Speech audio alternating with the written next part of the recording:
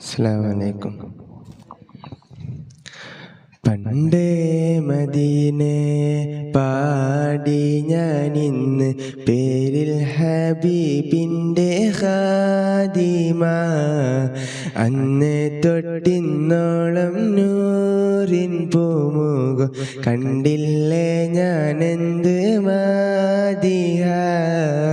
എന്നും മുഹിബിൻ്റെ മുന്നിൽ മദ്ഹെത്ര പാടി ഞാനിന്നെന്ത് ജോറില. ഒന്നും നേതാവിൻ്റെ ചാരെ വന്നില്ലേ, നാളെ എന്താകും ബേജാറില. റൗളയിൽ പോവാനീ കൽബോ നന്നല്ല, തൗബയിൽ പോലും കരഞ്ഞ കണ്ണല്ല. റൗളയിൽ പോകാനീ കൽബോ നന്നല്ല, തൗബയിൽ പോലും കരഞ്ഞ കണ്ണല്ല. ഈറിപ്പുകയും മനസ്സല്ലാതില്ല, എണ്ണി പറയാനു തെറ്റല്ലാതില്ല. പറഞ്ഞ് പറഞ്ഞ് പതലിരവുകൾ പൊയിഞ്ഞുവല്ലാതെ, പാദം ചേർക്കണം വൈകാതെ. പണ്ടേ മദീനെ പാടി ഞാനിന്ന് പേരിൽ ഹബീബിൻ്റെ ഖാദിമ. അന്നേ തൊട്ടിന്നോളം നൂറിൻ പൂമുഖം കണ്ടില്ലേ ഞാനെന്ത് മാദിഹ. എന്നും മുഹിബിൻ്റെ മുന്നിൽ മദ്ഹെത്ര പാടി ഞാനിന്നെന്ത് ജോറില. ഒന്നും നേതാവിൻ്റെ ചാരെ വന്നില്ലേ, നാളെ എന്താകും ബേജാറില. കൂട്ടുകാരെല്ലാരും ഭാഗ്യം തുണച്ച്, പാട്ടുകാരൻ ഞാനോ ഇന്നും തനിച്ച്. കൂട്ടുകാരെല്ലാരും ഭാഗ്യം തുണച്ച്, പാട്ടുകാരൻ ഞാനോ ഇന്നും തനിച്ച്. തേട്ടം ഹബീബിൻ്റെ നോട്ടം മോഹിച്ച്, കോട്ടമില്ല നല്ല മൗത്തും കൊതിച്ച്. കൊതിച്ച് നീനച്ചെഴുതിയ പാട്ടുമായി കാറ്റെങ്കിലും പോയെങ്കിൽ, മദീനത്തെ പ്രാവുകൾ പാടിയെങ്കിൽ. പണ്ടേ മദീനെ പാടി ഞാനിന്ന് പേരിൽ ഹബീബിൻ്റെ ഖാദിമ. അന്നേ തൊട്ടിന്നോളം നൂറിൻ പൂമുഖം കണ്ടില്ലേ ഞാനെന്ത് മാദിഹ. എന്നും മുഹിബിൻ്റെ മുന്നിൽ മദ്ഹെത്ര പാടി ഞാനിന്നെന്ത് ജോറില. ഒന്നും നേതാവിൻ്റെ ചാരെ വന്നില്ലേ, നാളെ എന്താകും ബേജാറില.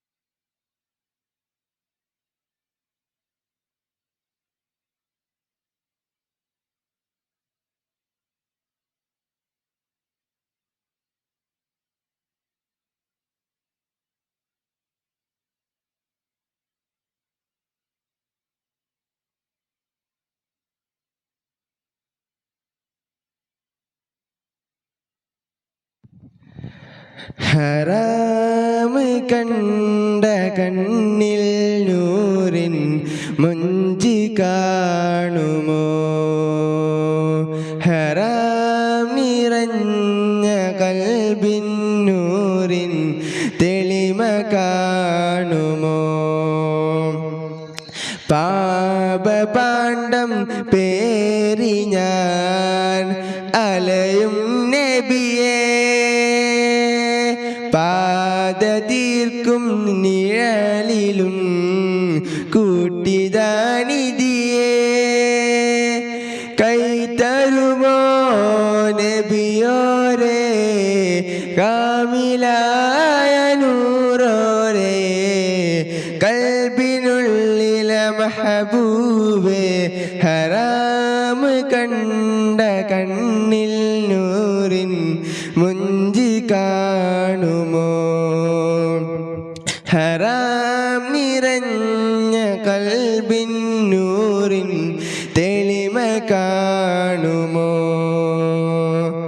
നഫ്സിൻ്റെ തടവറയിൽ നാളുകൾ ഞാൻ നീക്കിയേ നന്മകൾ കണ്ടിടാതെ തിന്മയിൽ ഞാൻ കൂടിയേ നഫ്സിൻ്റെ തടവറയിൽ നാളുകൾ ഞാൻ നീക്കിയേ നന്മകൾ കണ്ടിടാതെ തിന്മയിൽ ഞാൻ കൂടിയേ ഇഖ്ലാസില്ലാതെ ഇഷ്കും നുണയാതെ ദുനിയാവിൻ മത്തിൽ അലിഞ്ഞു മജ്നൂആയി മാറിയേ മോചനം നൽകാമോ നബിയേ മോചനം നൽകാമോ നിധിയേ മോഹമാനൻ സ്നേഹതണിയേ പാടിടാ ഞാൻ പാടി മതിയേ ഹറാം കണ്ട കൽബിൽ നൂറിൻ മുഞ്ചി കാണുമോ ഹറാം നിറഞ്ഞ കൽബിൻ നൂറിൻ തെളിമ കാണുമോ ഇഷ്കുള്ളോർ ചരിതങ്ങൾ ഉള്ളകമിൽ തുളയുന്നേ തിരുനൂറേ കണ്ടവരെ കാണുമ്പോൾ പൊള്ളുന്നേ ഇഷ്കുള്ളോർ ചരിതങ്ങൾ ഉള്ളകമിൽ തുളയുന്നേ തിരുനൂറേ കണ്ടവരെ കാണുമ്പോൾ പൊള്ളുന്നേ അങ്ങിൽ ചേർന്നിടുവാൻ അതിലായി തീർന്നിടുവാൻ എൻ ജസദും ഈ റൂഹും തന്നിടുമോ നബിയോരേ വന്നിടാമോ നബിയുള്ള കനവിലാണൻ ഖൈറുള്ള ആശയാണ് സഫിയുള്ള ആഗ്രഹം കൊതിനൂറുള്ള ഹറാം കണ്ട കൽബിൽ നൂറിൻ മുഞ്ചി കാണുമോ ഹറാം നിറഞ്ഞ കൽബിൽ നൂറിൻ തെളിമ കാണുമോ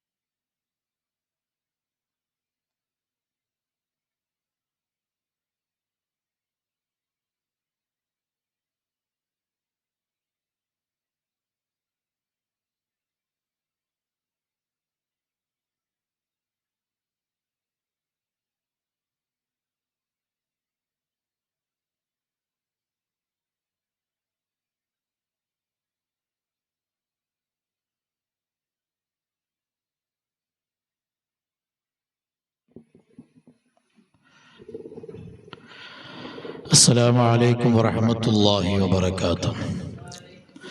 بسم الله الحمد لله والصلاة والسلام على سيد الأنبياء المرسلين وعلى آله وصحبه الفائزين برضا الله أما بعد. ഏറ്റവും ബഹുമാനാദരവുകൾ നിറഞ്ഞ മുതഅല്ലിമീങ്ങളെ, പ്രിയമുള്ള സഹോദരങ്ങളെ, സഹോദരിമാരെ, അല്ലാഹു സുബ്ഹാനഹു വ തആല നമ്മുടെ ഈ ഒരുമിച്ച് കൂടൽ നമ്മിൽ നിന്ന് ഖബൂൽ ചെയ്യുമാറാവട്ടെ. അല്ലാഹു നമ്മൾ പറയുന്നതും കേൾക്കുന്നതുമായ മുഴുവൻ കാര്യങ്ങളും അല്ലാഹു സുബ്ഹാനഹു വ തആല നമ്മിൽ നിന്ന് സ്വീകരിക്കട്ടെ. നാം ഉദ്ദേശിക്കുന്ന ഉംറ യാത്ര അല്ലാഹുവിൻ്റെ പൊരുത്തത്തിലും സന്തോഷത്തിലുമാക്കി തരുമാറാവട്ടെ. ആമീൻ എന്ന് ആമുഖമായി ദുആ ചെയ്യുകയാണ്. നാം നിലകൊള്ളുന്നത് അല്ലാഹു സുബ്ഹാനഹു വ തആല ആദരിച്ച, ബഹുമാനിച്ച ഒരു മാസത്തിലാണ്. ഹിജ്റ വർഷ കലണ്ടർ പ്രകാരം ഒന്നാമത്തെ മാസമാണ് മുഹറം. മുഹറം എന്നതിൻ്റെ പേര് പോലെ തന്നെ ആദരിക്കപ്പെടുന്നത് എന്നാണ്. അല്ലാഹു സുബ്ഹാനഹു വ തആല മുൻഗാമികളായ അമ്പിയാക്കന്മാർക്ക് വളരെയധികം മഹത്വങ്ങൾ നൽകാൻ തെരഞ്ഞെടുത്ത ദിവസവും മാസവുമെല്ലാം നിലകൊള്ളുന്നത് ഈ മുഹറമിലാണ്. മുഹറം 10 സവിശേഷമായ ദിവസം അല്ലാഹു ആ നിലക്കുള്ള ബഹുമാനവും ആദരവും നൽകി നമ്മെ അനുഗ്രഹിച്ചു. ആദം നബി അലൈഹിസ്സലാത്തു വസ്സലാം മുതൽക്കുള്ള എല്ലാ അമ്പിയാക്കന്മാരും അവർക്ക് മഹത്വങ്ങളും ആദരവുകളും നൽകിയ ഒരു മാസം കൂടെയാണ് മുഹറം മാസം. അതിൻ്റെ സവിശേഷമായ അതിൻ്റെ തലങ്ങളിലേക്ക് ഇപ്പോൾ കടക്കുന്നില്ല. ഇൻഷാ അല്ലാഹ് വളരെ പ്രധാനപ്പെട്ട കാര്യങ്ങൾ നിങ്ങളെ ശ്രദ്ധയിൽ ഓർമ്മപ്പെടുത്തുകയാണ്. നമ്മുടെ സാങ്കേതികമായ ചില തകരാറുള്ളത് കൊണ്ട് ലൈവിൽ ചില ബുദ്ധിമുട്ടുണ്ടാകുന്നു എന്ന് മനസ്സിലാകുന്നു. ഇൻഷാ അല്ലാഹ് പരമാവധി കേൾക്കാൻ ശ്രമിക്കുക. ഇല്ലെങ്കിൽ അല്പം കഴിഞ്ഞതിന് ശേഷം, നമ്മുടെ ക്ലാസ് കഴിഞ്ഞതിന് ശേഷം ശരിക്ക് നിങ്ങൾക്ക് കേൾക്കാവുന്നതാണ്. അല്ലാഹു സുബ്ഹാനഹു വ തആല നാം പറയുന്നതും കേൾക്കുന്നതും നമ്മിൽ നിന്ന് സ്വീകരിക്കട്ടെ. ആമീൻ. പ്രിയമുള്ളവരെ, ഉംറ ആമുഖങ്ങളിലേക്ക് കടക്കുന്നില്ല. ഉംറ എന്ന് പറയുന്നത് മഹത്തായ ഒരു ഇബാദത്താണ്. പരിശുദ്ധമായ മക്ക, അത് ഉമ്മുൽ ഖുറ, ഗ്രാമങ്ങളുടെ മാതാവ് എന്നാണ് അറിയപ്പെടുന്നത്. ആ ഉമ്മുൽ ഖുറ എന്ന അപരനാമത്തിൽ അറിയപ്പെടുന്ന മക്കയുടെ സവിശേഷത നമുക്കറിയാം. അവിടെയാണ് മസ്ജിദുൽ ഹറാം സ്ഥിതി ചെയ്യുന്നത്. ആ മസ്ജിദുൽ ഹറാമിന്റെ ശ്രേഷ്ഠത മക്കയല്ലാത്ത സ്ഥലങ്ങളിൽ, നമ്മുടെ നാട്ടിൽ നാം നിസ്കരിക്കുന്ന ഒരു റക്അത്ത്, മസ്ജിദുൽ ഹറാമിൽ നിസ്കരിക്കുന്ന ഒരു റക്അത്തും തമ്മിൽ 1,00,000 റക്അത്തുകളുടെ മാറ്റമുണ്ട്. അത് മസ്ജിദുൽ ഹറാമിന്റെ പ്രത്യേകതയാണ്. ആ മസ്ജിദുൽ ഹറാമിന് ഈ ശ്രേഷ്ഠത ഉണ്ടാവാനുള്ള കാരണം എന്താണ്? അവിടെയാണ് പരിശുദ്ധമാക്കപ്പെട്ട കഅബ ശരീഫ് ഉള്ളത്. കഅബയെക്കുറിച്ച് അല്ലാഹു പരിശുദ്ധ ഖുർആനിൽ പഠിപ്പിക്കുന്നത് എന്താണ്? ഇന്ന അവ്വല ബൈത്തിൻ വുദിഅ ലിന്നാസി ലല്ലദീ ബിബക്ക. തീർച്ചയായും ജനങ്ങൾക്ക് ഇബാദത്തിന് വേണ്ടി അല്ലാഹു ഉണ്ടാക്കിയ ആദ്യത്തെ ഭവനമാകുന്നു കഅബ. മുബാറക്കൻ, ആ കഅബക്ക് അല്ലാഹു വലിയ ബറക്കത്ത് നൽകിയിരിക്കുന്നു. വഹുദൽ ലിൽ ആലമീൻ, ആ കഅബ ലോകർക്ക് മുഴുവനും അനുഗ്രഹമാണ്, വഴികാട്ടിയാണ്. പിന്നെ അല്ലാഹു സുബ്ഹാനഹു തആല ആ കഅബയുടെ പരിസരത്തെക്കുറിച്ച് പറയുന്നുണ്ട്. ആ പവിത്രമായ കഅബയുടെ പരിസരവും ശ്രേഷ്ഠമാക്കപ്പെട്ടിട്ടുള്ളതാണ്. ഫീഹി ആയാത്തും ബയ്യിനാത്തും മഖാമു ഇബ്രാഹിം. അവിടെയുണ്ട് ആയാത്തും ബയ്യിനാത്തും, ഒരുപാട് വ്യത്യസ്തങ്ങളായ വ്യക്തമായ ദൃഷ്ടാന്തങ്ങളുണ്ട്. അവിടെ ഹജറുൽ അസ്വദ് അവിടെ നിലകൊള്ളുന്നുണ്ട്, മുൽത്തസം അവിടെ നിലകൊള്ളുന്നുണ്ട്, സംസം കിണർ അവിടെ നിലകൊള്ളുന്നുണ്ട്. പിന്നെ അല്ലാഹു സുബ്ഹാനഹു തആല എടുത്തു പറയുന്നു മഖാമു ഇബ്രാഹിം. ഇബ്രാഹിം നബി അലൈഹിസ്സലാത്തു വസ്സലാമിന്റെ കാൽപാദം പതിഞ്ഞ അനുഗ്രഹീതമായ കല്ല്, ആ ബറക്കത്താക്കപ്പെട്ട കല്ല് കഅബയുടെ പരിസരത്ത് നിലകൊള്ളുന്നു. എന്നിട്ട് അല്ലാഹു സുബ്ഹാനഹു വ തആല ഹറമിനെ കുറിച്ച് പറയുന്നത് വമൻ ദഖലഹു കാന ആമിന. ആരെങ്കിലും ആ കഅബയിലേക്ക്, ഹറമിലേക്ക് പ്രവേശിച്ചാൽ കാന ആമിന, അവൻ നിർഭയനായി, അവൻ നരകത്തെ തൊട്ട് കാവൽ തേടിയവനായി, കാവൽ ലഭിച്ചവനായി പരിശുദ്ധമായ ഖുർആനിൽ അല്ലാഹു പഠിപ്പിക്കുകയാണ്. മാത്രമല്ല മറ്റൊരായത്തിൽ കാണാൻ പഠിപ്പിക്കപ്പറ്റും നിങ്ങൾ ബൈത്തുൽ അതീഖിനെ വലയം വെക്കണം, അഥവാ ഹജ്ജും ഉംറയും നിർവഹിക്കണമെന്നാണ് ഈ ആയത്തിലൂടെ പഠിപ്പിക്കുന്നത്. അങ്ങനെ മസ്ജിദുൽ ഹറാമും കഅബയും നിലകൊള്ളുന്ന പവിത്രമായ ഭൂമിയാണ് മക്ക. ആ മക്ക ഒരു മുഅ്മിനായ മനുഷ്യനെ സംബന്ധിച്ചിടത്തോളം തൗഹീദിന്റെ കേന്ദ്രമാണ്. അശ്ഹദു അല്ലാ ഇലാഹ ഇല്ലല്ലാഹ്, അല്ലാഹു അല്ലാതെ ആരാധനയ്ക്കൊരു അർഹനില്ല എന്ന പരിശുദ്ധമായ കലിമത്തു തൗഹീദ് ഈ ലോകത്ത് ഏറ്റവും കൂടുതൽ ഉച്ചരിക്കപ്പെട്ട ഭൂമിയാണ് കഅബ നിലകൊള്ളുന്ന മക്കത്തുൽ മുക്കറമ. ആ മക്കയിൽ അല്ലാഹു ആദ്യമായി നിർമ്മിച്ച ഭവനമാണ് കഅബ. അപ്പൊ നമ്മുടെ ഈമാൻ രണ്ട് ഷഹാദത്തിലാണ് നിലകൊള്ളുന്നത്. ഒന്ന് അശ്ഹദു അല്ലാ ഇലാഹ ഇല്ലല്ലാഹ്, ആ ഷഹാദത്തിന്റെ പൂർണ്ണതയാണ് കഅബ. വ അശ്ഹദു അന്ന മുഹമ്മദർ റസൂലുള്ളാഹ്, അല്ലാഹുവിന്റെ റസൂലിനെ, മുഹമ്മദ് നബി അല്ലാഹുവിന്റെ റസൂലാണെന്ന് നാം സാക്ഷ്യം വഹിക്കും. ആ നിലക്ക് അല്ലാഹുവിന്റെ റസൂലിന്റെ ഷഹാദത്തും റിസാലത്തിന് നമ്മൾ സാക്ഷ്യം വഹിക്കുന്നത് ഈ കലിമത്തു തൗഹീദിന്റെ രണ്ടാമത്തെ ഭാഗമാണ്. അത് മദീനയുമായി നിലകൊള്ളുന്നു, അല്ലെങ്കിൽ ബന്ധപ്പെട്ട് കിടക്കുന്നു. അപ്പൊ നമ്മുടെ ഈമാൻ, വിശ്വാസത്തിന്റെ ഏറ്റവും മർമ്മമായ അശ്ഹദു അല്ലാ ഇലാഹ ഇല്ലല്ലാഹ് വ അശ്ഹദു അന്ന മുഹമ്മദർ റസൂലുള്ളാഹ് എന്ന ഈ കലിമത്തു തൗഹീദ് നിലകൊള്ളുന്നു. അത് മക്കയും മദീനയുമായി ബന്ധപ്പെട്ടു നിൽക്കുന്നത് കൂടെയാണ്. അപ്പൊ മക്കയും മദീനയും എന്നുള്ളത് ഒരു മുസ്ലിമിനെ സംബന്ധിച്ചിടത്തോളം അവന്റെ വിശ്വാസത്തിന്റെ ഭാഗം കൂടെയാണ്, അവന്റെ വിശ്വാസത്തിന്റെ മർമ്മമാണ് മക്കയും മദീനയും. അത് ഒഴിവാക്കാൻ സാധ്യമല്ല. ആ മക്കയിലാണ് പരിശുദ്ധമായ കഅബ അല്ലാഹു സുബ്ഹാനഹു തആല സ്ഥാപിച്ചിട്ടുള്ളത്. നമ്മളൊക്കെ ഒരു പക്ഷേ മനസ്സിലാക്കി കഅബ പണിതത് ഇബ്രാഹിം നബിയാണ് എന്നാണ്. എന്നാൽ മനുഷ്യൻ ഈ ലോകത്ത് വരുന്നതിന് മുമ്പ് തന്നെ മലക്കുകളാണ് കഅബത്തുൽ മുശറഫ അതിന് ശിലപാകിയിട്ടുള്ളത്. അതിനുശേഷം എല്ലാ അമ്പിയാക്കന്മാരും മാമിൻ നബിയിൻ ഇല്ലാ വഖദ് ഹജ്ജ, ആദം നബി അലൈഹിസ്സലാത്തു വസ്സലാം മുതൽക്ക് അല്ലാഹുവിന്റെ റസൂൽ വരെയുള്ള ഖാത്തിമുൻ നബിയിൻ മുത്തുനബി വരെയുള്ള എല്ലാ അമ്പിയാക്കന്മാരും ഹജ്ജ് ചെയ്തവരാണ്. പിന്നെ ഇടയ്ക്ക് പരിശുദ്ധമായ കഅബയും ഹറമുമെല്ലാം വെള്ളത്തിൽ മുങ്ങിയതിനു ശേഷം ഇബ്രാഹിം നബി അലൈഹിസ്സലാത്തു വസ്സലാമാണ് അതിനെ പുനർനിർമ്മാണം ചെയ്തിട്ടുള്ളത്. ഇന്ന് ഇബ്രാഹിം നബി അലൈഹിസ്സലാത്തു വസ്സലാം എടുത്ത എടുപ്പിലാണ് ഇന്ന് കാണുന്ന കഅബ ഉള്ളത്. കഅബയെ പറ്റി പറയുകയാണെങ്കിൽ അത് ഭൂമിയുടെ നടുവാണ്.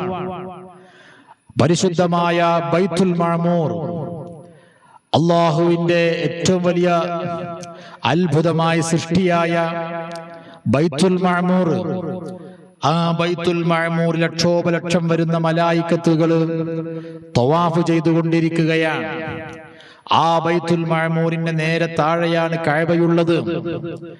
ആ കഅബയെ പറ്റി അല്ലാഹു സുബ്ഹാനഹു തആല പറഞ്ഞത് ഫല്യത്തവഫു ബിൽ ബൈത്തുൽ അതീഖ്, നരകത്തിൽ നിന്ന് നിങ്ങളെ കാവൽ നൽകുന്ന പരിശുദ്ധമായ കഅബയെ നിങ്ങൾ വലയം വെക്കണം എന്നുള്ളതാണ്.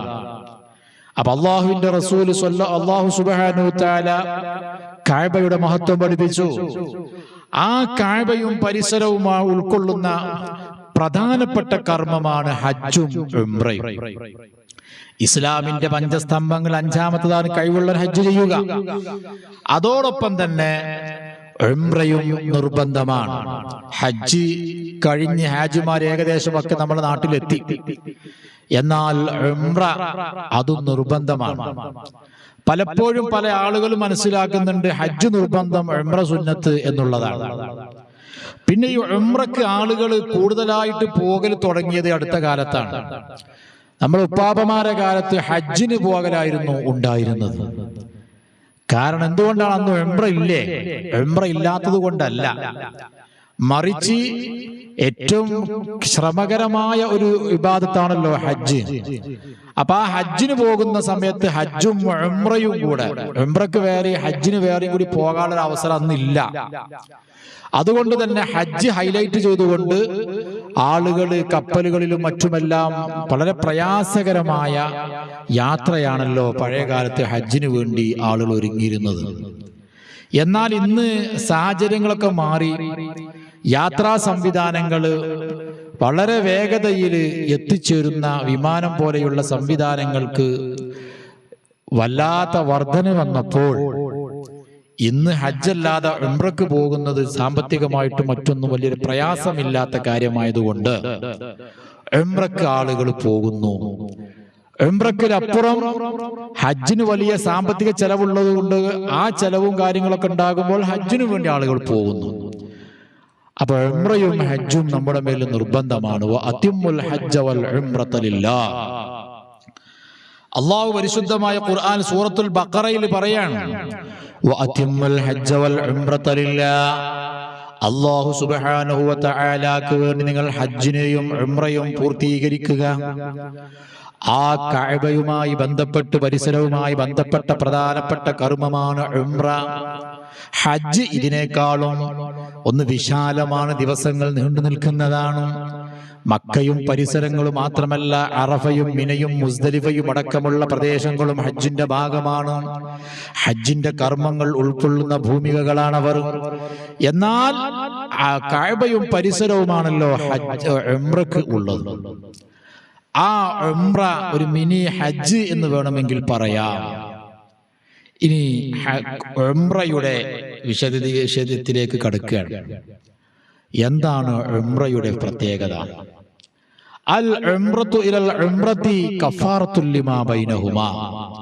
ഒരു ഉംറ മറ്റൊരു ഉംറന്റെ ഇടയിൽ അവനിക്ക് കഫാറത്താകുന്നു, ദോഷങ്ങളിൽ നിന്നുള്ള മോചനമാകുന്നു.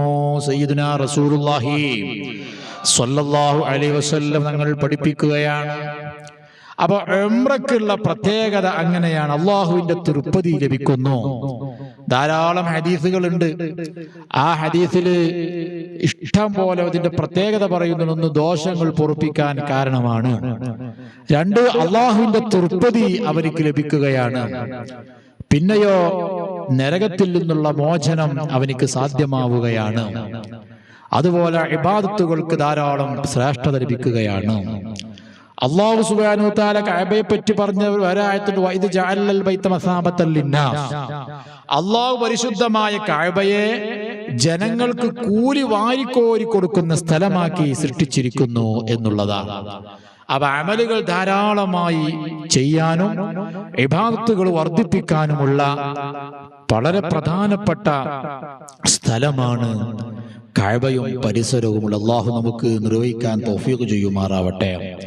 പ്രിയമുള്ളവരെ, അതിന്റെ മറ്റു ഭാഗങ്ങളിലേക്ക് കടന്നാൽ സമയം കൂടുതലായി പോകുമെന്നുള്ളത് കൊണ്ട് ഉംറയുടെ ചെറിയ രൂപം നിങ്ങളോട് ഓർമ്മപ്പെടുത്തുകയാണ്. ഉംറ അതൊരു ഇബാദത്താണ്, ശരീരം കൊണ്ടെടുക്കുന്ന ഒരു ഇബാദത്താണ്. നിസ്കാരം അത് 5 മിനിറ്റ് അല്ലെങ്കിൽ 10 മിനിറ്റിന്റെ ഉള്ളിൽ പൂർത്തിയാകുന്ന ഒരു ഇബാദത്താണ് നിസ്കാരം. നോമ്പ് ഒരു പകലില് അതുപോലെ തന്നെ സക്കാത്ത്, അങ്ങനെ ഇബാദത്തുകളൊക്കെ നമ്മുടെ ശരീരം കൊണ്ടെടുക്കുന്ന ഇബാദത്തുകൾ ധാരാളമുണ്ട്. അതിൽപ്പെട്ട വളരെ പ്രധാനപ്പെട്ടതാണ് ഉംറ. ഉംറ ഒരാൾക്ക് നിർബന്ധമാകുന്നത് എപ്പോഴാണ്?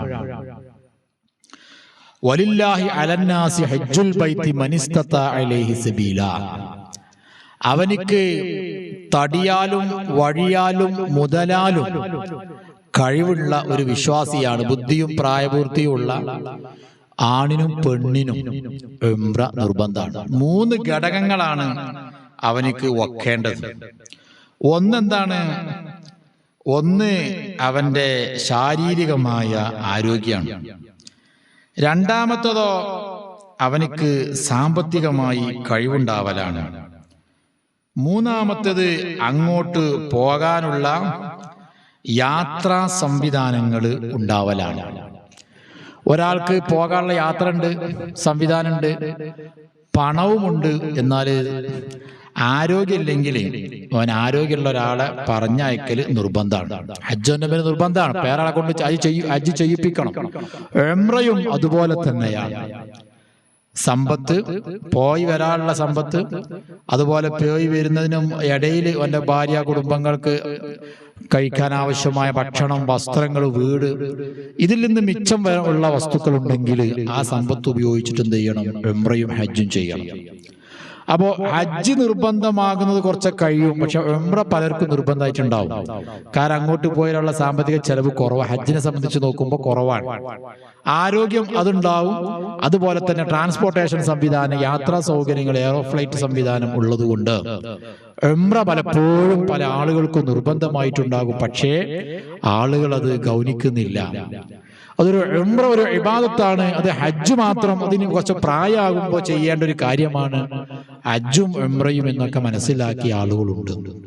എന്നാൽ അത് നമ്മൾ നിർബന്ധമായി ജീവിതത്തിൽ ഒരു പ്രാവശ്യം നിർബന്ധമുള്ള കാര്യമാണ് ഉംറയും ഹജ്ജും. പിന്നീട് എത്ര ചെയ്താലും അത് സുന്നത്തായാണ് അത് പിന്നെ മാറുന്നത്.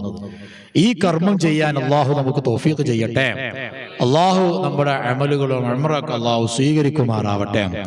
അപ്പൊ ഉംറക്ക് ഞാൻ പറഞ്ഞ പോലെ സമ്പത്ത് വേണം, ആരോഗ്യം വേണം, അതുപോലെ അങ്ങോട്ടുള്ള വഴിയും വേണം.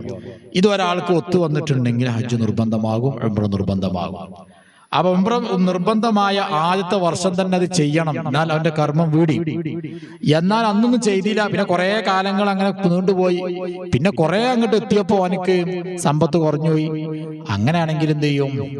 അവനക്ക് ഉംറ ഖളാ ആയിട്ട് അവിടെ അവശേഷിക്കുകയാണ്, കുറ്റക്കാരനായി മാറും. അതുകൊണ്ട് ഈ കാര്യം പ്രത്യേകം ശ്രദ്ധിക്കണം പ്രിയമുള്ളവരെ.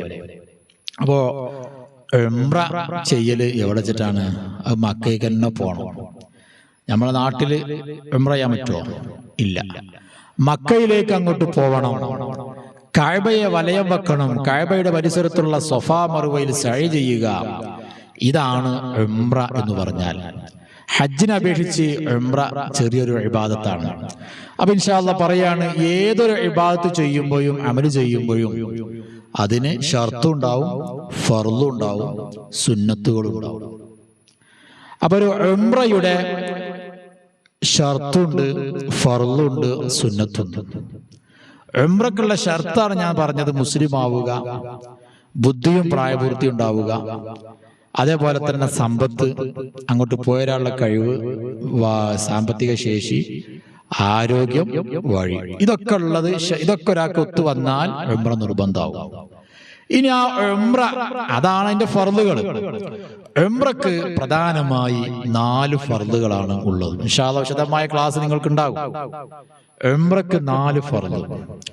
ഒന്നാമത്തേത് നിയ്യത്ത് വെക്കുക. ഏതൊരു ഇബാദത്തിനും നിയ്യത്ത് ഇന്നമൽ അഅ്മാലു ബിന്നിയ്യാത്ത്. ആ നിയ്യത്ത് വെക്കുന്നതിന് ഇഹ്റാം ചെയ്യാന്നാണ് പറയാ. നമ്മൾ നിസ്കാരത്തിലേക്ക് നിയ്യത്ത് വെക്കുമ്പോൾ നിയ്യത്ത് കെട്ടിയ ശേഷം കൈ ഉയർത്തി തക്ബീറത്തുൽ ഇഹ്റാം. അപ്പൊ ഉംറക്കും ഹജ്ജിനു വേണ്ടി നിയ്യത്ത് വെക്കുന്നതിനേക്കാണ് ഇഹ്റാം ചെയ്യാന്ന് പറഞ്ഞാൽ. അപ്പൊ ഇഹ്റാം ചെയ്യലോടുകൂടെ നമ്മൾ ഉംറയിലേക്ക് പ്രവേശിക്കുകയാണ്.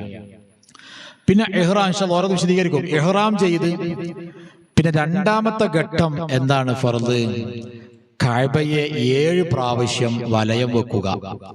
അതിന് ത്വവാഫ് എന്ന് പറയും.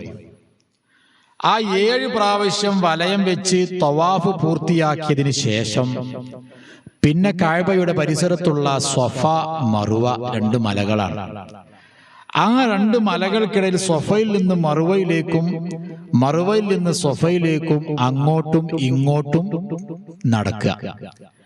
അങ്ങനെ 7 പ്രാവശ്യം സ്വഫ to Mahua, Mahua to സ്വഫ, സ്വഫ to Mahua, അങ്ങനെ 7 പ്രാവശ്യം അങ്ങോട്ടും അതിൻ്റെ ഇടയിൽ ഇങ്ങനെ നടക്കുക. 7ാമത്തെ പ്രാവശ്യം മറുവയിൽ നമ്മുടെ നടത്തം അവസാനിക്കും. അതോടെ സഈ പൂർത്തിയാവുക. ഇതിനാണ് സഈ എന്ന് പറയാം.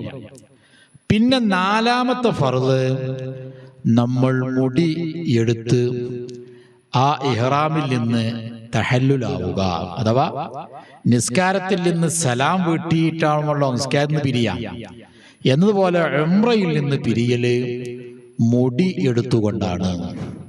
ഇതാണ് ഉംറയുടെ ഫർളുകൾ. ഇനി കുറേ സുന്നത്തുകളുണ്ട് ഈ ഉംറക്ക്. ആ സുന്നത്തുകളും കൂടെ നമ്മൾ ചെയ്യുമ്പോഴാണ് നമ്മുടെ ഉംറ മനോഹരമാവുകയുള്ളൂ, നല്ല ഫലഭൂഷ്ടമായ അല്ലെങ്കിൽ നല്ല സമൃദ്ധിയുള്ള ഉംറയാവുകയുള്ളൂ. മാത്രമല്ല അള്ളാഹുവിന്റെ അടുക്കൽ കൂടുതൽ ഖബൂലിയത്ത് ലഭിക്കുന്ന ഉംറ ആവുകയുള്ളൂ എപ്പോ? സുന്നത്തുകളും കൂടെ പാലിക്കുമ്പോൾ. ഇനി ഇൻഷാ അള്ളാഹ് ഓരോന്ന് വിശദീകരിക്കുകയാണ്. അപ്പോ ഷർത്തുകൾ നമ്മൾ നേരത്തെ പറഞ്ഞു. ഇനി നമ്മൾ പറയാൻ പോകുന്നത് ഉംറ ആദ്യമായി മക്കയിലേക്ക് എത്തേണ്ടതുണ്ട്. എത്തിക്കഴിഞ്ഞാൽ കുറേ കാര്യങ്ങൾ ചെയ്യേണ്ടതുണ്ട്. അതൊക്കെ ഇൻഷാ അല്ലാഹ് പറയാം. ഇപ്പൊ ഇതിലൂടെ പറഞ്ഞാൽ നമ്മൾ ഉദ്ദേശിച്ച കാര്യങ്ങൾ അവതരിപ്പിക്കാൻ കഴിയില്ല. അപ്പോ ഉംറ ഒന്നാമത്തതാണല്ലോ ഇഹ്റാം ചെയ്യാന്നുള്ളത്. ഇഹ്റാം ചെയ്യുക എന്ന് പറഞ്ഞാല് നിസ്കാരത്തിലേക്ക് നിയ്യത്ത് വെച്ച് കടക്കുന്നത് പോലെ ഉംറയിലേക്ക് നിയ്യത്ത് വെച്ച് കടക്കലാണ് ഇഹ്റാം ചെയ്യുക. ഈ ഇഹ്റാം ചെയ്യുമ്പോൾ കുറെ കാര്യങ്ങൾ നമുക്ക് ഹറാമാണ്. നിസ്കാരത്തിൽ ഒരാള് പ്രവേശിച്ചു കഴിഞ്ഞാൽ അള്ളാഹ് നിയ്യത്ത് വെച്ച് ദിക്ബിറാൻ കിട്ടിക്കഴിഞ്ഞാൽ മുണ്ടാൻ പറ്റുമോ? ഇല്ല. ഭക്ഷണം കഴിക്കാൻ പറ്റുമോ? ഇല്ല. അതുപോലെ ചാടാൻ പറ്റുമോ? ഇല്ല. ഓടാൻ പറ്റുമോ? ഇല്ല. അങ്ങനെ ഒരുപാട് കാര്യങ്ങൾ സലാം വീട്ടുന്നത് വരെ പറ്റുകയില്ല. അതുപോലെ ഉംറക്ക് ഒരാൾ ഇഹ്റാം ചെയ്ത് കഴിഞ്ഞാൽ ആ ഉംറ തീരുന്നത് വരെ ചില കാര്യങ്ങൾ, ഇതുപോലല്ല കുറച്ച് കാര്യങ്ങൾ ചെയ്യാൻ പറ്റൂല. മുണ്ടാക്കാൻ പറ്റുമോ? അതൊക്കെ പ്രശ്നമൊന്നുമില്ല. മുണ്ടാക്കാൻ പറ്റുമോ? അതൊന്നുമല്ല. ആ കാര്യങ്ങൾ ഏതൊക്കെയാണ്? ഒന്ന്, തുന്നപ്പെട്ട വസ്ത്രം പുരുഷന്മാർക്ക് ധരിക്കാൻ പറ്റൂല. തുന്നപ്പെട്ട അഥവാ ഷർട്ട്, പാൻറ് പോലത്തെ വസ്ത്രങ്ങൾ പറ്റൂല. ഉംറക്കുള്ള സ്ത്രീ പുരുഷന്മാരുടെ വേഷം നമുക്കറിയാലോ. ഒരു മുണ്ട്, ഒരു അരയുടുപ്പ്, ഇതാണ് പുരുഷന്മാരുടെ വേഷം. തുന്നപ്പെട്ട വസ്ത്രം ധരിക്കാൻ പാടില്ല. തൊപ്പി ധരിക്കാൻ പാടില്ല. ഷർട്ട് ധരിക്കാൻ പാടില്ല. അതുപോലെ തന്നെ അടിവസ്ത്രങ്ങൾ ധരിക്കാൻ പാടില്ല. തുന്നിക്കൂട്ടിയ ഷൂ പോലെയുള്ളത് ധരിക്കാൻ പാടില്ല. ചെരുപ്പ് ധരിക്കാം. കുട ചൂടാം. ഇത് പുരുഷന്മാർ തുന്നപ്പെട്ട വസ്ത്രം ധരിക്കുന്നത് ഹറാമാണ്. അതുപോലെ സ്ത്രീകള് അവര് തല അതുപോലെ പുരുഷന്മാർക്ക് മറ്റൊന്നാണ് തല മറക്കാൻ പാടില്ല. അത് പ്രത്യേകം ശ്രദ്ധിക്കുക. അതുപോലെ സ്ത്രീകൾ മുഖവും മുങ്കയും, നിസ്കാരത്തില് തുറന്നിടുന്ന മുഖവും മുങ്കയും, അത് ഇവിടെയും ഈ ഇബാദത്തിലും ഉംറയിലും മുഖവും മുങ്കയും മറക്കാൻ പാടില്ല. അപ്പോ അത് പ്രത്യേകമായിട്ട് ശ്രദ്ധിക്കേണ്ട കാര്യമാണ്. സോക്സ് ധരിക്കണം. അപ്പോ ഇത് ഒരാൾ സ്ത്രീ മുഖം മറക്കാൻ പാടില്ല. അത് ഹറാമാണ്. അതുപോലെ ഇതാണ് പുരുഷന്മാർക്കും സ്ത്രീകൾക്കും ഉള്ള വെവ്വേറെ നിയമം. തുന്നപ്പെട്ട വസ്ത്രം പുരുഷന്മാർക്ക് പറ്റൂല, തല മറക്കാൻ പറ്റൂല. അതുപോലെ സ്ത്രീകള് മുഖം മറക്കാൻ പാടില്ല. അതുപോലെ തന്നെ കയ്യുറ പോലത്തെ ധരിക്കാൻ പാടില്ല. അതും ഹറാമാണ്. പിന്നെ ആരും തന്നെ സുഗന്ധം ഉപയോഗിക്കരുത്. എണ്ണ ഉപയോഗിക്കാൻ പാടില്ല.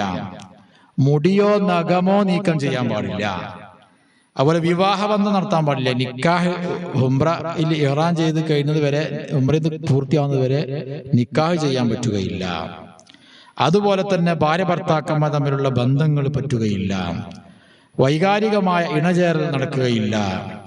അതുപോലെ തന്നെ വേട്ടമൃഗങ്ങളെ നശിപ്പിക്കാൻ, ഹറമിലുള്ള ചെടിയെയോ, പഴയ കാലത്തൊക്കെ കാടൊക്കെ ഉണ്ടാവും, വേട്ടമൃഗങ്ങളെ നശിപ്പിക്കാൻ പാടില്ല, കൊല്ലാനൊന്നും പാടില്ല. ഇത്തരം കാര്യങ്ങൾ ഇഹ്റാമിലേക്ക് ഒരാൾ പ്രവേശിച്ചു കഴിഞ്ഞാൽ ഹറാമാണ്. അപ്പോ ഇഹ്റാമിലായ ഒരാള് തലമുടി ചീകാൻ പറ്റൂല, കാരണം മുടി പോരാൻ സാധ്യതയുണ്ട്. തല ചൊറിയുന്നത് പ്രത്യേകം ശ്രദ്ധിക്കണം. അങ്ങനെയൊക്കെ മുടി പോന്നു കഴിഞ്ഞാൽ കഫാറത്ത് കൊടുക്കേണ്ടി വരും. അത് വലിയ പ്രയാസമുള്ള സംഗതിയാണ്. ഹറാമ് ചെയ്യാന്ന് മാത്രമല്ല, അതിന് പ്രതിവിധിയും കൂടി ഇസ്ലാം പഠിപ്പിക്കും. ഇൻഷാ അല്ലാഹ് അത് പറയാം. അപ്പൊ ഇഹ്റാം ചെയ്യുമ്പോൾ ഈ കാര്യങ്ങൾ പ്രത്യേകമായി ശ്രദ്ധിക്കണം. അപ്പോ വളരെ ശ്രദ്ധയോടുകൂടി ചെയ്യേണ്ട ഒരു ഇബാദത്താകുന്നു ഇഹ്റാം. ഇഹ്റാമിലേക്ക് ഉംറയ്ക്ക് ഒരാൾ പ്രവേശിച്ചു കഴിഞ്ഞാൽ ഭക്ഷണം കഴിക്കാൻ പ്രയാസമില്ല, വെള്ളം കുടിക്കാം, കുളിക്കാം, ഉറങ്ങാം, ഓടാം, ചാടാം, ഇതൊന്നും പ്രശ്നങ്ങളില്ല. ഇനി ഇന്ന് ഉംറ ചെയ്താൽ ഇന്ന് തന്നെ പൂർത്തിയാക്കണം എന്നൊന്നുമില്ല. അവരെന്ത് ചെയ്യും, കൂടുതൽ വൈകാതെ മറ്റു കർമ്മങ്ങളൊക്കെ ചെയ്ത് പൂർത്തിയാക്കാവുന്നതാണ്. പക്ഷേ എപ്പോഴാണോ ഈ ഇഹ്റാമിൽ നിന്ന് തഹല്ലുലാവ് അതുവരെ ഈ പറഞ്ഞ കാര്യങ്ങൾ പ്രത്യേകമായിട്ട് അവൻ ശ്രദ്ധിക്കേണ്ടതാണ്.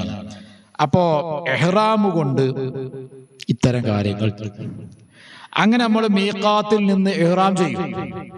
അല്ലെങ്കിൽ ജിദ്ദ വഴി പോകുന്ന ആളുകൾ അവർ എയർപോർട്ടിൽ നിന്ന് ഇഹ്റാം ചെയ്തുകൊണ്ട്, കാരണം മീഖാത്ത് വിട്ടുകിടക്കുന്നതിന് മുമ്പ് തന്നെ നമ്മൾ ഇഹ്റാമിലാവണം. മക്കയിലേക്ക് പോകുമ്പോൾ ആദ്യമായി പോകുന്ന ആള് മക്കയിലേക്ക് എന്തിനു വേണ്ടി പോയാലും ആദ്യം ഉംറ ചെയ്യണം.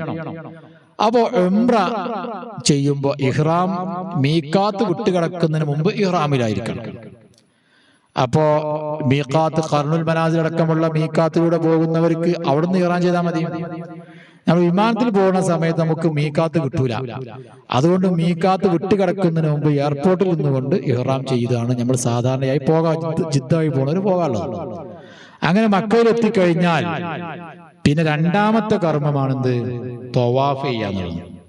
ഈ തവാഫ് ചെയ്യാൻ വേണ്ടി നമ്മൾ ഹറമിലേക്ക് പോകും. ഹറമ് ചുറ്റുഭാഗത്തും പള്ളിയും നടുവിലാണ് കഅബ ഉള്ളത്. ആ തിരുമുറ്റത്തേക്കാണ് നമ്മൾ പോകുന്നത്, തവാഫ് ചെയ്യാൻ വേണ്ടി പോകുന്നത്. അങ്ങനെ നമ്മൾ ലബ്ബൈക ചൊല്ലി കൂട്ടമായി നമ്മൾ പോയി ബാബുസലാമിലൂടെ പോകലാണ് സുന്നത്ത്. പക്ഷെ എപ്പോഴും അത് കഴിഞ്ഞോളന്നില്ല. അങ്ങനെ നമുക്ക് കഴിയുന്ന സൗകര്യമുള്ള തിരക്കൊഴിഞ്ഞ ഭാഗത്ത് നമ്മൾ പോയി നേരെ തവാഫ് ചെയ്യുന്ന സ്ഥലത്തിനേക്കാണ്. കഅബന്റെ പരിസരത്തുള്ള ആ റൗണ്ട് മാർക്ക് ചെയ്ത വെളുത്ത പ്രതലമുള്ള ഭാഗമാണ് മത്വാഫ്. ആ മത്വാഫിലേക്ക് നമ്മൾ ഇറങ്ങി നമ്മൾ പരിശുദ്ധമായ കഅബയെ ആദ്യമായിട്ട് കാണും, കൺകുളിർക്കെ കാണും. ഒരു വിശ്വാസിയെ സംബന്ധിച്ചിടത്തോളം അത് വൈകാരികമായ നിമിഷമാണ്. ഒരു മനുഷ്യൻ അവൻ ഗദ്ഗദത്തോടെ അതുപോലെ പൊട്ടിക്കരയുന്ന വളരെ പ്രധാനപ്പെട്ട ഒരു വൈകാരികമായ അനർഘ നിമിഷമാണ് കഅബയെ ആദ്യമായിട്ട് കാണുന്ന സമയം. കഅബയെ ആദ്യമായി കാണുന്ന സമയത്ത് പ്രാർത്ഥിച്ചവർക്ക് ആ പ്രാർത്ഥനയ്ക്ക് അല്ലാഹു ഉത്തരം നൽകും. അങ്ങനെ പ്രാർത്ഥനയ്ക്ക് നിർവഹിച്ചതിന് ശേഷം നമ്മൾ ഇനി അടുത്തത് കഅബയെ തൊടാനൊന്നും ഇപ്പോൾ സമയമില്ല, തിരക്കാണെങ്കിൽ പറ്റുകയില്ല. ഇനി നമ്മൾ തവാഫ് പൂർത്തിയാക്കാം. ഈ തവാഫ് ചെയ്യുന്നതിന് മുമ്പ് കുറച്ച് കാര്യങ്ങൾ ശ്രദ്ധിക്കാനുണ്ട്.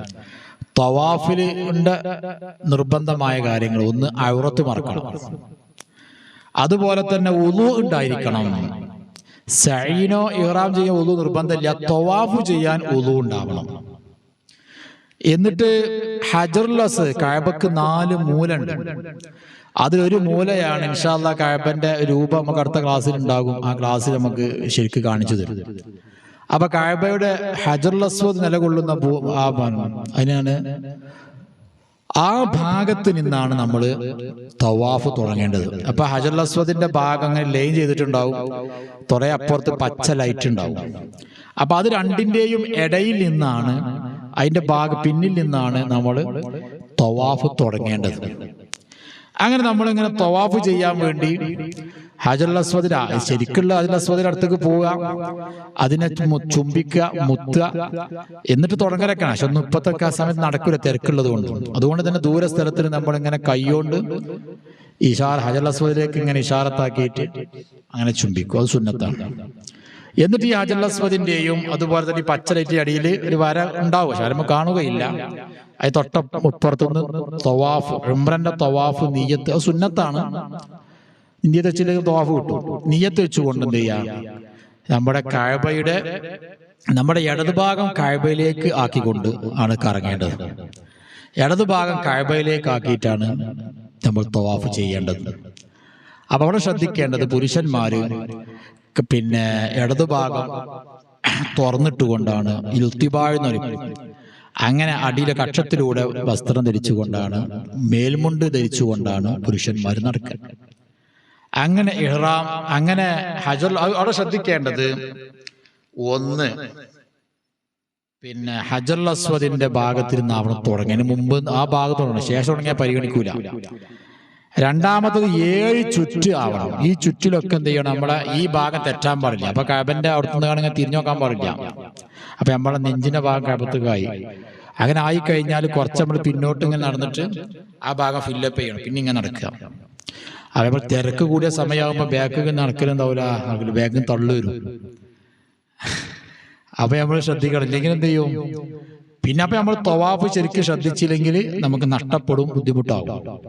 അപ്പോ നമ്മൾ സൈഡിക്കൊന്നും നോക്കാതെ കഅബൊക്കെ പിന്നെ നമുക്ക് സൗകര്യം പോലെ നോക്കാൻ കഴിയും. അപ്പൊ നമ്മൾ 7 ചുറ്റിങ്ങനെ. ഒന്നാമത് കഅബയുടെ ശ്രദ്ധിക്കേണ്ടത് എന്ത് വേണം, കഅബയെ തൊടാൻ പാടില്ല. തവാഫ് കഅബന്റെ പുറത്ത് വെച്ചായിരിക്കണം. അപ്പൊ ഇജ്റുസ്മായിലുണ്ട്, കഅബന്റെ ഉള്ളാണ്. ഇജ്റുസ്മായിൽ കയറാൻ പാടില്ല ആ സമയത്ത്. ഇജ്റുസ്മായിൽ കഅബന്റെ ഉള്ളിൽപ്പെട്ട സ്ഥലമാണ്. ഇജ്റുസ്മായിൽ പറഞ്ഞാൽ കഅബന്റെ ഭാഗത്തുണ്ട് ഒരു അർദ്ധവൃത്താക്കിയൊരു തറ, അതാണ് ഇജ്റുസ്മായിൽ എന്ന് പറഞ്ഞാൽ. ഇൻഷാ അല്ലാഹ് ചരിത്രം വേറെ ഉണ്ട്. ആ സ്ഥലത്തേക്ക് ഇപ്പൊ കയറാൻ പാടില്ല, കാരണം തവാഫിലാണുള്ളത്. അപ്പൊ കഅബയുടെ പുറത്ത് വെച്ചായിരിക്കണം, കഅബ ഇടതുവശത്തായിരിക്കണം, വുളു ഉണ്ടായിരിക്കണം.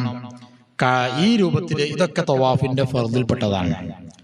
പിന്നെ സുന്നത്താണൊന്ന് എന്ത് ചെയ്യുക, റംല് നടത്താം. പുരുഷന്മാരിങ്ങനെ നടക്കുമല്ല ഓടല്ലാത്ത കോലത്തിൽ ഇങ്ങനല്ല, ഒരു ചെറുങ്ങനെ കുലുക്കിയിട്ട്, ഷോൾഡർ കുലുക്കിയിട്ട് ഒരു ചെറിയ നടത്തം, അതാണ് റംല് നടത്തം. ഇത് സുന്നത്താണ്. അതേപോലെ തന്നെ പുരുഷന്മാർ ഇൽത്തിബാ ധരിക്കുക, നേരത്തെ പറഞ്ഞ ഇടത് കക്ഷം ഒഴിവാക്കിയിട്ട് മേൽമുണ്ട് ധരിക്കുക. അതുപോലെ 7 തവാഫും ചെയ്തതിന് ശേഷം എന്ത് ചെയ്യുക, ഇബ്രാഹിം മഖാമിന്റെ പിൻഭാഗത്ത് പോയിട്ട് 2 റക്അത്ത് നിസ്കരിക്കുക, അത് സുന്നത്താണ്. അതുപോലെ നിസ്കരിച്ചതിന് ശേഷം സംസം വെള്ളം കുടിക്കുക, ഇരുന്നു കൊണ്ട് അതോടുകൂടെ ബിസ്മി ചൊല്ലിയിട്ട് കഅബ നോക്കിയിട്ട് എന്ത് ചെയ്യുക, സംസം വെള്ളം ശരിക്കും കുടിക്കുക. ക്ഷീണമൊക്കെ ഒന്ന് മാറി ആശ്വാസം കിട്ടിയിട്ട് ശേഷം ഇനി അടുത്ത ഘട്ടമാണ് സഅയ് ചെയ്യാനുള്ളത്. അങ്ങനെ തവാഫ് 7 പൂർത്തിയാക്കി 2 റക്അത്ത് ഇബ്രാഹിം മഖാമിന്റെ പിറകിൽ വെച്ചുകൊണ്ട് നിസ്കരിച്ചു. ആ നിസ്കാരത്തിന് ശേഷം നമ്മൾ കുറെ സമയം ദുആ ചെയ്യും. ദുആറിനതിന് ശേഷം സംസം കുടിച്ച് എല്ലാവരും ഇനി നമ്മൾ അടുത്ത 4ാമത്തെ ഫർളായ സഅയിലേക്ക് 3ാമത്തെ ഫർളായ സഅയിലേക്ക് പോവാണ്. അപ്പൊ സഫാ കുന്നിലേക്കാണ് കൂട്ടമായി പോകുന്നത്. സഫാ കുന്നിന്റെ അവിടെ എത്തിയാല് നമുക്ക് കഅബ കാണാൻ പറ്റും. എന്നിട്ട് ആ കഅബയിലേക്ക് തിരിഞ്ഞുകൊണ്ട് എല്ലാവരും കൂടി ദുആ ചെയ്യുന്നു. ദുആ ചെയ്തതിന് ശേഷം പിന്നെ നമ്മൾ സഅയിന്റെ നിയ്യത്ത് വെക്കൽ സുന്നത്താണ്, നിർബന്ധമല്ല. സഅയിന്റെ 7 ചുറ്റ് അള്ളാഹുവിന് വേണ്ടി, ഉംറന്റെ സഅയ് 7 ചുറ്റ് നിർവഹിക്കാൻ അള്ളാഹുവിന് വേണ്ടി ഞാൻ കരുതി എന്ന് നിയ്യത്ത് ചെയ്തുകൊണ്ട് സ്വഫയിൽ നിന്ന് മറുവയിലേക്ക് നടക്കുക. അത് നടക്കുക. അതുപോലെ തവാഫിലും സഅയിലൊക്കെ ഓരോ സഅയിലും തവാഫിലും ചൊല്ലേണ്ട ദിക്റുകളുണ്ട്, പ്രാർത്ഥനകളുണ്ട്. അത് ഏടുകളിൽ ഉണ്ടാകും. ആ ഏടുകളിൽ നോക്കിയിട്ട് അത് ചൊല്ലിപ്പോവാം. ഇനി ഏടിൽ നോക്കാൻ ചെല്ലാൻ കഴിയാത്ത ആളുകളുണ്ടെങ്കിൽ അറിയുന്ന ഫാത്തിഹ, സൂറത്തുകൾ, ദിക്റുകളൊക്കെ ചൊല്ലി അങ്ങനെ നടക്കുക. സംസാരിച്ച് നടക്കാൻ പാടില്ല. അങ്ങനെ സഫയിൽ നിന്നും മറുവയിലേക്ക് നടക്കുക. ആ നടത്തം പിന്നെ ഒരു പച്ച ലൈറ്റ് ഇട്ട ചില ഭാഗമുണ്ട്. അവിടെ എത്തുന്ന സമയത്ത് പുരുഷന്മാര് ചെറിയ രൂപത്തിൽ ഓടല് സുന്നത്തുണ്ട്. അങ്ങനെ സഫയിൽ നിന്നും മറുവയിലേക്ക് എത്തും. പക്ഷെ ദൂരമുണ്ട്. ഇന്ന് നല്ല സംവിധാനമാണ്. അത് ഫുള്ളായിട്ട് ബിൽഡിങ്ങിനുള്ളിൽ ആക്കിയിട്ടുണ്ട്. 2ഉം 3ഉം നിലകളായിട്ട് ഇപ്പോൾ സഅയ് ചെയ്യാൻ പറ്റും. എത്ര തിരക്കുണ്ടെങ്കിലും സഅയ് ഒരു വിഷയമേ അല്ല. എയർ കണ്ടീഷൻ ചെയ്തതുകൊണ്ട് ഏത് ചൂട് കാലത്തും അതിലൂടെ നടത്തം സഅയ് ഒരു പ്രയാസമേ അല്ല. അപ്പൊ എന്ത് ചെയ്യും, അതിലൂടെ സഫയിൽ നിന്ന് മറുവയിലേക്ക് നേരെ നടന്ന് മറുവയിൽ നിന്ന് വീണ്ടും അവിടുന്ന് യൂ ടേൺ ചെയ്യും. എന്നിട്ട് മറ്റൊരു ഭാഗത്തിലൂടെ സഫയിലേക്ക് വീണ്ടും നടക്കും. ആ സഫയിലെത്തി കഴിഞ്ഞാൽ വീണ്ടും മറുവയിലേക്ക് നടക്കും. ഇങ്ങനെ ആ ഏരിയ 7 പ്രാവശ്യം ചുറ്റുക. ഇതിനേക്കാണ് സഈ എന്ന് പറയുക. ഈ സഈ പൂർത്തിയാക്കിയ ശേഷം മറുവ മലയിൽ വെച്ചുകൊണ്ട് കഅബയിലേക്ക് തിരിഞ്ഞുകൊണ്ട് ദുആ ചെയ്യും. സഈ സ്വീകരിക്കാനും മറ്റു കാര്യങ്ങൾക്ക് വേണ്ടി എല്ലാം ദുആ ചെയ്യും. അതിനുശേഷം പിന്നെ മുടി കളഞ്ഞുകൊണ്ടാണ് ഇഹ്റാമിൽ നിന്ന് തഹല്ലുലാവേണ്ടത്. പുരുഷന്മാർ 3 ഭാഗത്ത് നിന്ന് അല്പം മുടിയെടുത്താൽ തന്നെ തഹല്ലുലാകും. മൊട്ടയടിക്കൽ സുന്നത്തുണ്ട്. അള്ളാഹുവിന്റെ റസൂൽ സല്ലല്ലാഹു അലൈഹി വസല്ലം തങ്ങൾ പ്രത്യേകം അവർക്ക് ബർക്കത്ത് ചെയ്യാൻ വേണ്ടി ദുആർന്നിട്ടുണ്ട്. സ്ത്രീകള് അവരുടെ മുടി മുളക്കുന്ന ഭാഗത്ത് നിന്ന് 3 മുടിയെടുത്താൽ തന്നെ ഇഹ്റാമിൽ നിന്ന് തഹല്ലുലാവുന്നതാണ്. ഇപ്പോ ഈ മുടിയെടുക്കലോടുകൂടെ ആദ്യമൊക്കെ മറുവാ ഭാഗത്ത് നിന്ന് സ്വകാര്യമായിട്ടൊക്കെ മുടിയെടുക്കാൻ പറ്റിയിരുന്നു. ഇന്നതിന് സംവിധാനമില്ല. ഇപ്പൊ നമ്മൾ നേരെ റൂമിലേക്ക് പോകേണ്ടി വരും. റൂമിൽ നിന്ന് സൗകര്യം പോലെ കത്രിക ഉപയോഗിച്ചുകൊണ്ട് മുടിയെടുത്താൽ നമ്മൾ ഇഹ്റാമിൽ നിന്ന് തഹല്ലുലായി. ഒരു ഉംറ ഇപ്പോൾ നമ്മൾ നിർവഹിച്ചു കഴിഞ്ഞു. ഇപ്പൊ നമ്മൾ ഇതെന്താ സംഗതി വെച്ചാൽ നമ്മുടെ ശരീരം കൊണ്ടുള്ള നടത്താണ് ഇപ്പൊ ഇബാദത്താകും ഉംറ എന്ന് പറഞ്ഞാൽ. അതിങ്ങനെ പുറത്തുനിന്ന് ഒരാൾ ഇങ്ങനെ ഉംറ വീക്ഷിക്കുമ്പോൾ ദത്തപ്പത് ഇങ്ങനെ കഅബ 7 വട്ടം വലയം വെക്കുക, അതിനുശേഷം 2 മല ഇങ്ങനെ 7 വട്ടം ചുറ്റുക. ഇതിൽ എന്തൊരു ഇബാദത്താണ്. ഇത് അള്ളാഹുവിന്റെ കൽപ്പനയാണ്. അള്ളാഹുവിന്റെ കൽപ്പനയാണ്. അങ്ങനെയാണ് ഇബാദത്തിന്റെ കർമ്മങ്ങൾ, ഇതിന്റെ രൂപങ്ങളൊക്കെ അള്ളാഹു സുബ്ഹാനഹു വ തആല പഠിപ്പിച്ചു കൊടുത്തതാണ് അമ്പിയാക്കന്മാർക്ക്. അതുകൊണ്ട് തന്നെ ആ കർമ്മം നമ്മൾ ചെയ്യുന്നു. നമ്മുടെ ശരീരങ്ങളും നമ്മുടെ അവയവങ്ങളും നമ്മുടെ കെടിപ്പുകളും ഞരമ്പുകളും നാഡികളും മുഴുവൻ അള്ളാഹുവിന് വേണ്ടി കീഴ്പ്പെടുന്ന ഒരു ഇബാദത്താകുന്നു ഉംറയും ഹജ്ജും നിസ്കാരം അടക്കമുള്ള ഇബാദത്തുകൾ. അതിനാൽ പ്രിയപ്പെട്ടവരെ, ഈ ഉംറയും അതിൽ വളരെ പ്രധാനപ്പെട്ട ഒരു ഇബാദത്താണ്. ഇഹ്റാമിലായത് മുതൽ ഉംറ തീരുന്നത് വരെ തീർച്ചയായും ഒരുപാട് ദിക്റുകളും പ്രാർത്ഥനകളും ഒക്കെ നിർവഹിച്ച് ചൊല്ലി ആ നിലക്ക് ഉംറ പൂർത്തിയാക്കിയാൽ അവന്റെ ഉംറക്ക് നല്ല മാറ്റുകൂടും. ഉംറക്ക് വലിയ പവിത്രതയുണ്ടാകും, ശ്രേഷ്ഠതയുണ്ടാകും. അല്ലാഹു സുബ്ഹാനഹു വ തആല ആ നിലക്ക് നമ്മുടെ ഉംറകളെല്ലാം സ്വീകരിക്കുമാറാവട്ടെ. അതാണ് ഉംറയുടെ ഒരു ചെറിയ രൂപം പറഞ്ഞത്. ഇനി ഇൻഷാ അല്ലാഹ് അതിന്റെ വിശദമായ രൂപം അത് മറ്റൊരു സമയത്ത് പറയാം. ഇപ്പോ ഈ വിഷയങ്ങൾ ശരിക്ക് എല്ലാവരും ഒന്ന് കേട്ട് കാര്യങ്ങളൊന്ന് മനസ്സിലാക്കി എന്താണ് ഉംറ എന്നുള്ളത്. ഇൻഷാ അല്ലാഹ് കഅബയുമായി ബന്ധപ്പെട്ട കുറേ വിഷയങ്ങളുണ്ട്. അത് ഇൻഷാ അല്ലാഹ് ഓരോ സമയത്ത് നമുക്കത് പറയാം. അല്ലാഹു സുബ്ഹാനഹു വ തആല വലിയ മഹത്വമുള്ള പ്രദേശമായി സ്ഥലമായി സൃഷ്ടിച്ച ഒരു പ്രദേശമാണല്ലോ കഅബയും പരിസരവും. പ്രത്യേകിച്ച് മക്ക മുഴുവൻ അവിടെ ഒരുപാട് സ്ഥലങ്ങളുണ്ട്. അറഫ ഉണ്ട്, മിനയുണ്ട്, മുസ്ദലിഫ ഉണ്ട്, മശ്അറുൽ ഹറാം ഉണ്ട്. ഇങ്ങനെ ധാരാളം സ്ഥലങ്ങൾ, അമ്പിയാക്കന്മാരുടെ ഒരുപാട് ഖബറുകൾ നിലകൊള്ളുന്നുണ്ട് ഹറമിന്റെ പരിസരത്തും മറ്റുമെല്ലാം. താരീഖ് മക്കയിലൊക്കെ ഇത് സംബന്ധമായി ധാരാളം വിഷയങ്ങൾ പഠിപ്പിക്കുന്നുണ്ട്. അതുകൊണ്ട് പ്രിയപ്പെട്ടവരെ, ഈ വിഷയം ഇതാണ് ഉംറ. ഇത് ഒന്ന് ചെയ്യലോടുകൂടെ ഫർളായ ഉംറ നമ്മിൽ നിന്ന് വീടി. ഇനി ഇതുപോലെ നമുക്ക് എത്ര ചെയ്താലും സുന്നത്തായി വീടുന്നതാണ്. ഇനി ആരെങ്കിലും ചെയ്യാത്തതുണ്ടെങ്കിൽ അവരെ വസിയത്തുണ്ടെങ്കിൽ നമുക്ക് അവർക്ക് വേണ്ടി ചെയ്തു കൊടുക്കാം. വസിയത്ത് വേണം. ഇല്ലെങ്കിൽ നമ്മൾ ഉംറ ചെയ്തതിന് ശേഷം ആ ഉംറന്റെ മിസ്ലു സവാബ് മരിച്ചവർക്ക് വേണ്ടി ഹദിയ ചെയ്യാം. അല്ലാതെ മരിച്ചവർക്കൊക്കെ പോയിക്കാണ് നമ്മൾ എന്ത് ചെയ്യണ്ട, ഉംറ ചെയ്താൽ ആ ഉംറ ശരിയാവൂല, മരിച്ചവർ കിട്ടൂല. കാരണം ഇത് ഹയാത്തുള്ള ആളുകൾ ചെയ്യേണ്ടതാണ് ഇബാദത്താണ് ഉംറ. പിന്നെ അവര് ചെയ്യാൻ കഴിയാത്ത സമയത്ത് അവർ വസിയത്തുണ്ടെങ്കിൽ ചെയ്യാൻ വേണ്ടി പറഞ്ഞിട്ടുണ്ടെങ്കിൽ നമുക്ക് ചെയ്താൽ അവർ തൊട്ട് വീടുന്നതാണ്, അല്ലെങ്കിൽ അവർ തൊട്ട് വീടൂല. അതിനാൽ പിന്നെന്ത് ചെയ്യാം, നമുക്ക് നമ്മൾ ചെയ്ത ഉംറന്റെ പ്രതിഫലം അവർക്ക് എന്ത് ചെയ്യാം, ഹദിയ ചെയ്യാവുന്നതാണ് എന്ന് പ്രത്യേകമായിട്ട് ഓർമ്മപ്പെടുത്തുകയാണ്. അല്ലാഹു സുബ്ഹാനഹു വ തആല നമ്മളെ പറഞ്ഞതൊക്കെ സ്വീകരിക്കട്ടെ, അല്ലാഹു ഖബൂൽ ചെയ്യുമാറാവട്ടെ. ഇൻഷാ അല്ലാഹ് മറ്റൊരു സമയത്ത് ബാക്കി കാര്യങ്ങളൊക്കെ പറയാം. അല്ലാഹു നമ്മൾ ഉദ്ദേശിച്ച യാത്ര സന്തോഷത്തിലുമാക്കി തരുമാറാവട്ടെ. ഒരുപാട് ആളുകൾ പല വിഷമവും പ്രയാസമൊക്കെ ഉള്ളവരുണ്ട്. ഒന്നും നമ്മുടെ യാത്രക്ക് തടസ്സമാവാതിരിക്കട്ടെ. എല്ലാ കാര്യങ്ങളും ഹബീബായ മുത്തുനബി സ്വല്ലല്ലാഹു അലൈഹി വസല്ലം തങ്ങളെ ബർക്കത്ത് കൊണ്ട്, മഹാന്മാരെ ബർക്കത്ത് കൊണ്ട് എല്ലാം അള്ളാഹു സ്വീകരിക്കട്ടെ, സന്തോഷത്തിലാക്കി തരട്ടെ. ഒരു ബുദ്ധിമുട്ട് വിഷമമൊന്നുമില്ലാതെ അള്ളാഹു റാഹത്തിൽ മടങ്ങിയവരാണ് തൗഫീഖ് ചെയ്യട്ടെ. ربنا آتنا في الدنيا حسنة وفي الآخرة حسنة وقنا عذاب النار. ربنا تقبل منا إنك أنت السميع العليم وتب علينا إنك أنت التواب الرحيم. آمين برحمتك يا أرحم الراحمين. وصلى الله وسلم على محمد. الحمد لله رب العالمين.